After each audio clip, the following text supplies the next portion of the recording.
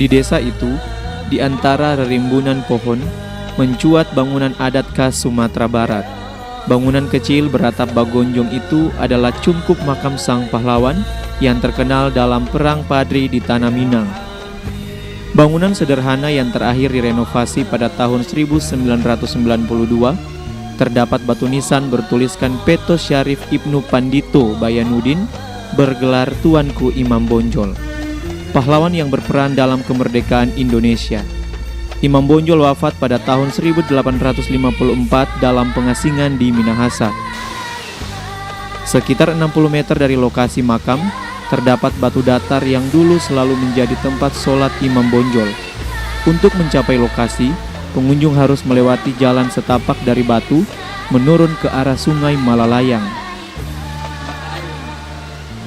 Diasingkan ke sini 1839 bersama pengawal satu orang.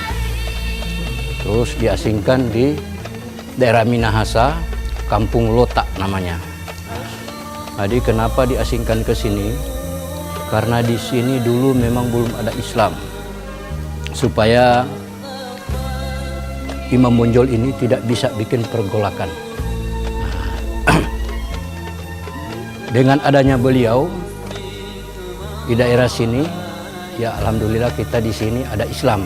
Karena pengawal ini dia kawin dengan orang sini, istrinya Kristen masuk Islam, jadi istrinya mualaf. Nah, kalau Imam Bonjol dia saudara nak kawin, karena dia masuk sini umur 65 tahun, umur 80 tahun dia meninggal. Berarti dia di sini kurang lebih 15 tahun. Makam yang dijaga oleh keturunan kelima pengawal setia Imam Bonjol ini biasanya ramai dipadati pengunjung pada hari Minggu dan liburan sekolah. Claudia Indi Yusakomansilan melaporkan untuk Kawanua TV.